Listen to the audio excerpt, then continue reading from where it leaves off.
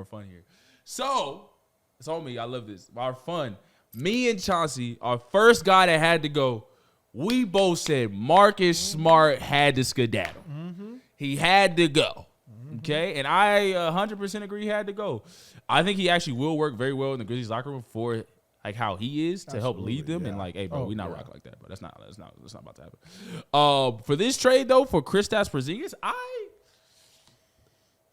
don't know what the hell going on. I ain't gonna lie to you. You were the one that doesn't like Al Horford. Do you like it?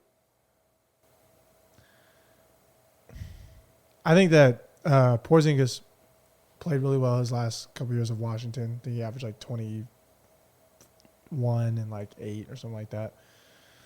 I don't like it for the Celtics. I think that their biggest problem was not their big men or their height. It was their facilitation.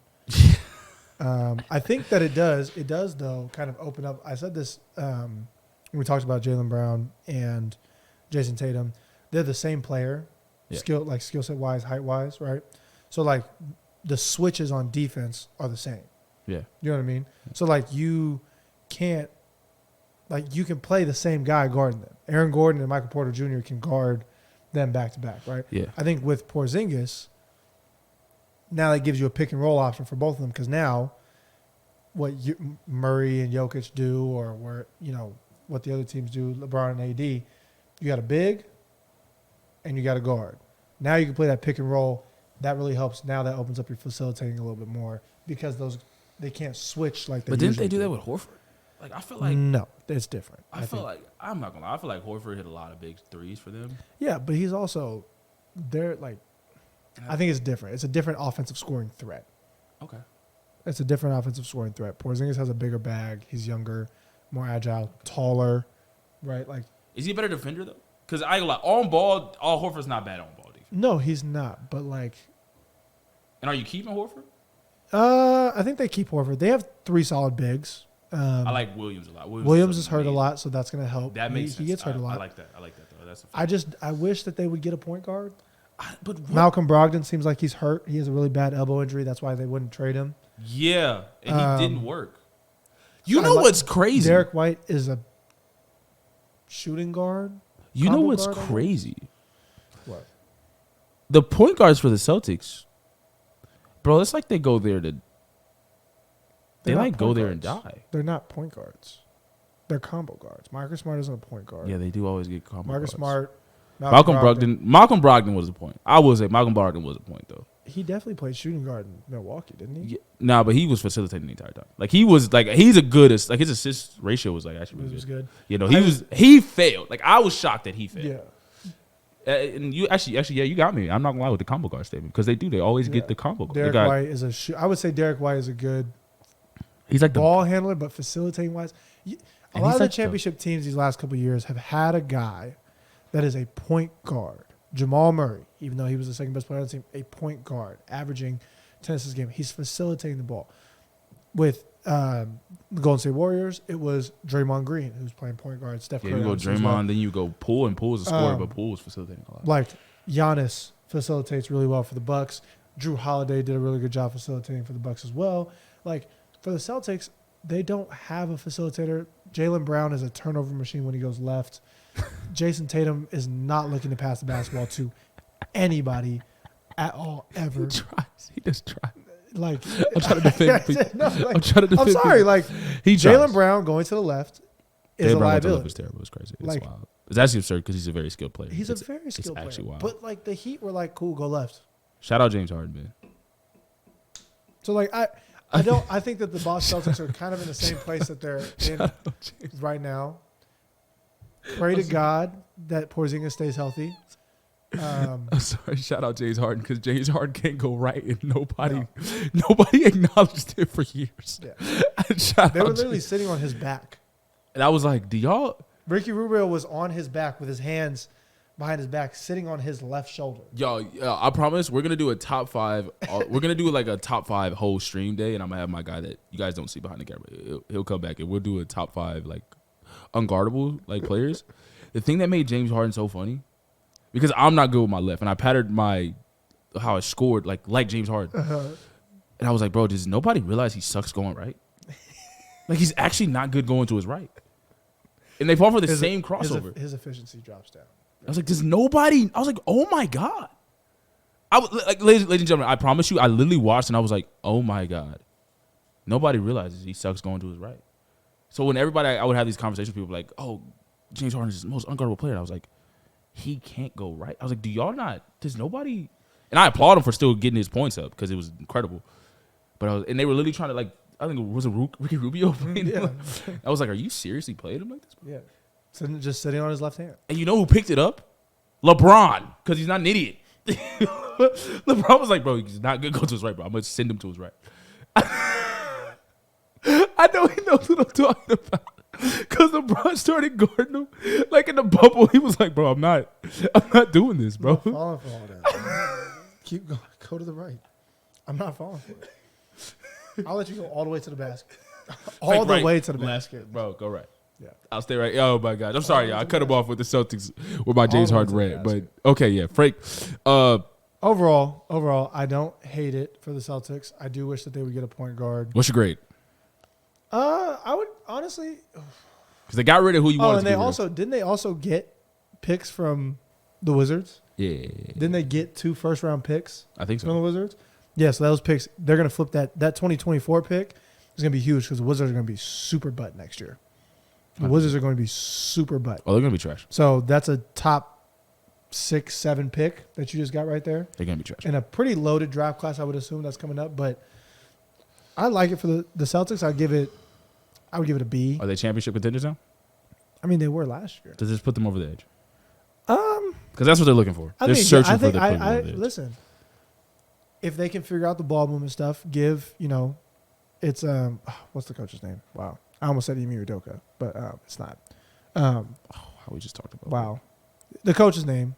Please forgive us for forgetting that. But it's his second year with this locker room. You do lose Marcus Smart, who's kind of like a Draymond Green. Nah, he had to go. The heart of the team, but that's what we were talking about with the Draymond Green thing, heart of the team type stuff, right? Now you put it on Jason Tatum and Jaylen Brown, like, hey, Marcus Smart's gone. You got to. Yeah, but with Draymond, though, Draymond didn't take the shot like this. No, I understand. I understand that. But, I just think that I think it makes them a solid team.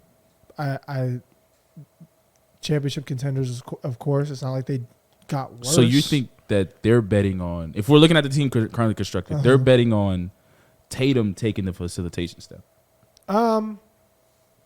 That's a tough step. Probably. Or you're looking at a Derek White or Malcolm Brogdon to come in and, help facilitate the offense. I don't hate it. I really don't hate it. Like I said, I just wish that they got a point guard. And maybe they can trade for one. Maybe it's not over. The trade. Yeah, it's not over. We're talking about this right now, and I think they would actually be the best. I think this makes them better than they would have been the best. Milwaukee to me. This sounds crazy, but I think they would have been best served to get Chris Paul. To get Chris Paul, yeah. Oh, yeah. I think they would have been the best team to go reach out, get an old head. Yeah. Because before I was like, I think Rondo helps them, but I think Chris Paul puts them. I think that would help. Chris Paul with a buyout, get him on veteran minimum. Yeah. I think, oh my God, Chris Paul would be a very, very good fit. That team would be amazing. You think this puts him over Milwaukee with Kristaps? Yeah. Really? Wow. I'm gonna be honest. I don't agree with that. Because I Middleton with a healthy legs. Year all of them. Healthy Middleton is gonna be solid, but I think that Jason Tatum is taking another step. And during the regular season, he took a big step. Same with Jaylen Brown. In the playoffs, in the first 4 games, first 5 games, Jason Tatum wasn't really there, but Jaylen Brown was there. Yeah. Then, it kind of flipped, and Jason Tatum was still there. He was still averaging 30. It's not like – I understand that we were talking about him not scoring in the first half and stuff like that. He just or in the fourth quarter. It's just the fourth. But he was still at 30, a game. Jaylen Brown disappeared. So you pray that, those guys turn it up. I think Kristaps gives you another offensive scoring threat, height, shot blocking ability, rebounding. And you just, listen, the way Milwaukee went out last year, who's to say that I don't think going to be. I'm gonna be honest. I think. Well, even with Milwaukee's like. And Milwaukee just went through a coaching change. You think that they're going to be ready to go? They just went through a whole coaching change. We talk about steps. If Giannis takes the next step. Listen, I hear you. If Giannis takes the next but step, they just went Jason taking the next step at the same time? They went a whole coaching change. The Celtics have this new coach for the second year. Just lost to Heart and Soul. I think it was for good, but they just lost Heart and Soul. I think, like I said, guys, this is the thing about like when we debate sports, there's an intangible thing that stats don't show, and everyone's eye test is different. So an example of this is why when we talk about stats, if you just look flat out at stats, you'll say Giannis has been, quote unquote, this great player, been the same great player for the last like 4 or 5 years. His stats have always been amazing. Jokic, the same thing. Jokic's stats have always been amazing, right? But this past year, everyone with eyes was like, no, Jokic is different this year. He's the best player in basketball. Yeah. He's different this year. His stats are the same. Yeah. Very similar. But he's different this year. So this is intangible things that basketball players and people that watch basketball, we all have all this eye test from like there's something shifting. There's a change, whether it's his mindset, his mentality. There's little things, the way he's moving a little bit is different now. His confidence, X, Y, and Z. So that's what me and him are debating right now with Tatum. Tatum's stats were very good this year, but there's still a next level step he has to take. Giannis won a championship. Yeah. There's still a step that he is missing, and it was exposed with the Heat. And for me, I like Giannis a lot. I like his mindset. I think he reaches his next step before Tatum. But what does that next step for Giannis look like? Because Giannis, are we going to talk about how he's averaged running from the free throw 28 and like 10. That's probably low. Honestly, that's probably low. Yeah. There's what's the next step? Him averaging 37 and it's not stats. 17. Like it's not stats. It's not. Also, stats. he is a champion. Before we act like he's not, he is.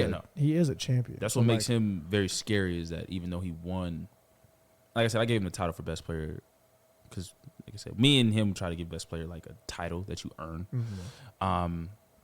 And I gave him for that title, but there were still things that he could do to improve. Amazingly so. Yeah. And for me, I think to like wind it down for things that he has to improve on, obviously it's a free throw game. But it's also, I believe, bringing up the ball and facilitating more and directing the offense more, I think is another step that he has to take. Because at times with the team against the Heat, it just diluted to him either just standing around waiting for Drew Holiday to do whatever his thing is, or he would try to take it and go the like 1-on-5 thing that he would do.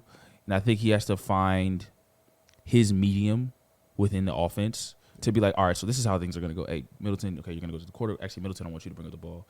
Okay, I'm going to be over here on the screen. All right, boom, I'm going to move here, X, Y, and Z, and direct traffic a little bit more. And if he picks up the mid-range even a little bit, it creates more for the offense to where they're not just sitting there like, hey, yo, bro, we'll bet the house that you're not hitting that shot, right? And at the end, when he played hot potato with the basketball for the free throw line, was crazy. But these are things in confidence that I think he just has to develop, and I think he'll turn into this like absurdly monster, even like way better than what he is.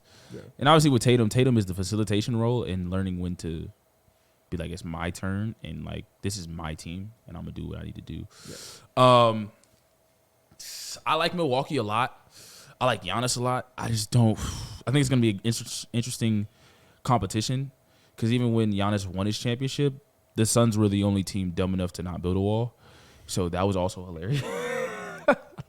Also hilarious. Like, I love Giannis.